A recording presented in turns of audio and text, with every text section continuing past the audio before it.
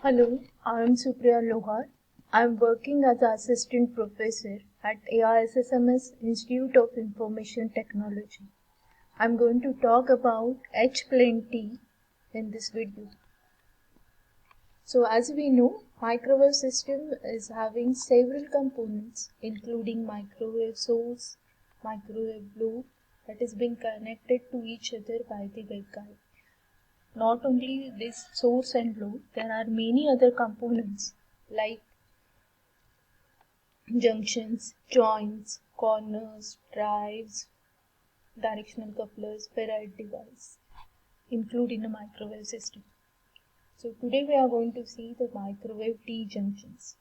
As we know, junction is used to split all or a part of the microwave energy in a particular direction, or we can say it is also used to combine two or more signals. So microwave T-junctions can be defined as an intersection of three waveguides in the form of English alphabet T. There are three basic types of these T-junctions. First one is H-plane T, second one is E-plane T, and third one is combination of the E-plane T and H-plane T, that is the EH-plane T or a hybrid T. In this video, we are going to talk about H-plane T.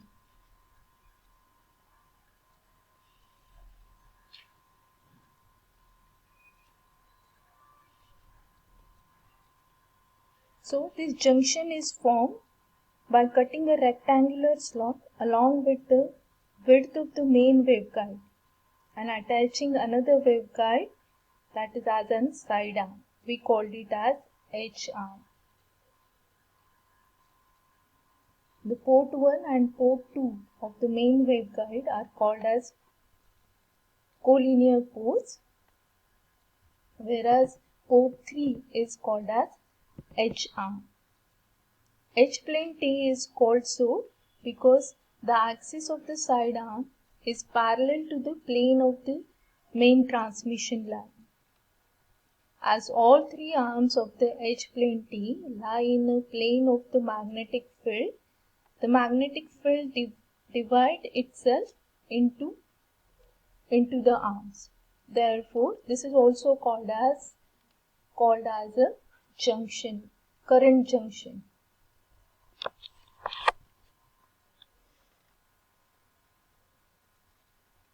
These are few photographs of the H-plane T available at our laboratory. So as you can see, the main waveguide and one third port is connected along the shorter dimension of the main waveguide. So that's why it is called as H-plane T. This is the side view and this is top view of the H-plane T. We always analyze this H-plane T, plane T's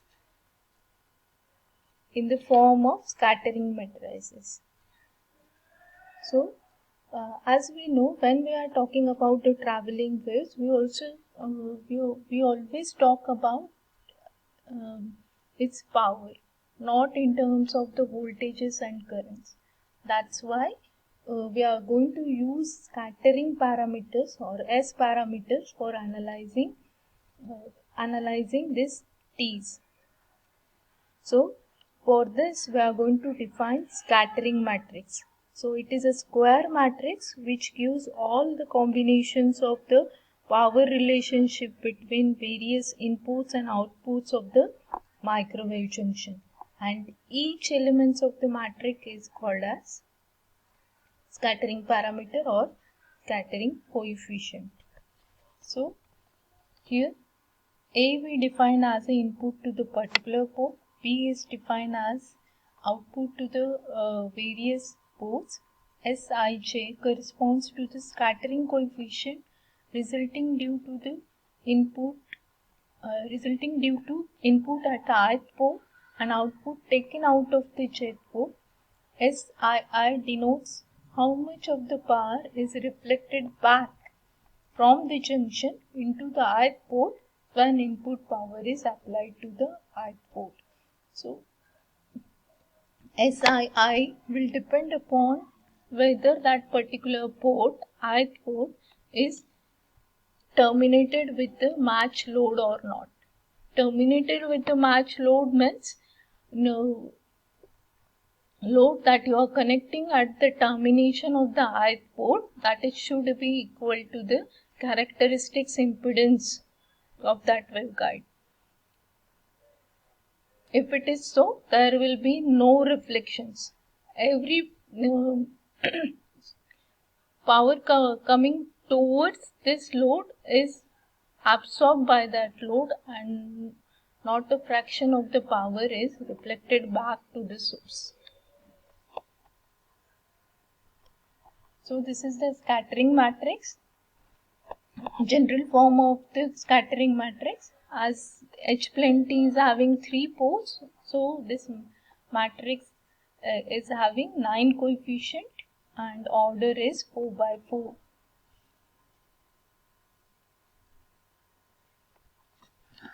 Now we are going to determine value of each and every scattering coefficient. So first thing we need to understand is, because of the plane of the symmetry of the junction, scattering coefficient S13 and S23 must be equal. S13, that is the scattering coefficient we are considering when input is connected at the port 1 and you are considering output at the port number 3. And S23 is input is connected to your port 3 and output is considered at the, input is connected to port number 2 and output is considered at the port number 3.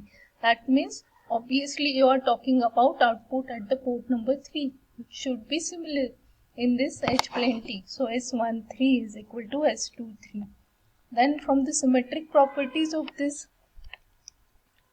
matrix, Sij is equal to Sji. So S12 is equal to S21, S23 is equal to S32 is equal to S13 that we have just talked about, and S13 is equal to S31. Since the port is perfectly matched to the junction, S33 is equal to 0. So if we summarize all these 3 properties, what we get is we have reduced 9 unknowns to the 4 unknowns as shown in this matrix. So from unitary properties of this matrix, S into complex conjugate of S, that is equal to identity matrix. So by using this matrix multiplication and few elementary rows transformation, you can calculate all 4 unknowns.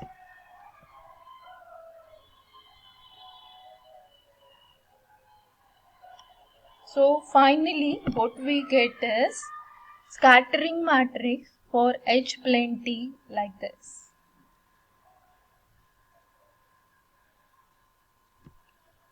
As we know that output is equal to scattering matrix into input.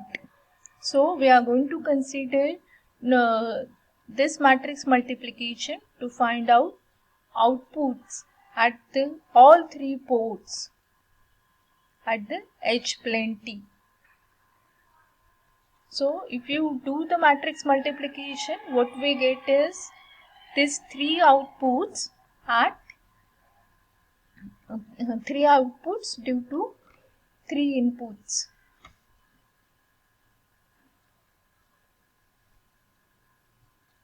So consider the case number 1 where A3 A3 is nothing but input applied at port number 3, which is some finite input that we are going to apply, and we are applying nothing at input port number 1 and port number 2.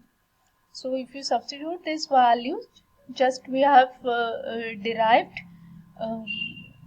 equation for outputs of the all three ports. So what you get is B1 is equal to A3 by root 2, B2 is equal to A3 by root 2, and B3 is equal to 0. So what is the property? If you apply input at the port number 3, that is the H arm, it will divide equally at port number 1 and port number 3. That is the first property of the H plane T. Now consider P3 with the power input at the port number 3. So as we know, it divides equally between port number 1 and port number 2 in phase. That is P1 is equal to P2. So we can say that P3 is equal to P1 plus P2, that is equal to 2P1 or 2P2. The amount of the power coming out of the port 1 or port 2 due to the input at the port 3, that is in dB. So if you solve this, what we get is minus dB. So hence we can say that power coming out of the port 1 or port 2 is 3 dB down with respect to the input power at the port 3. Hence, this H plane T is called as 3 dB splitter. Thank you.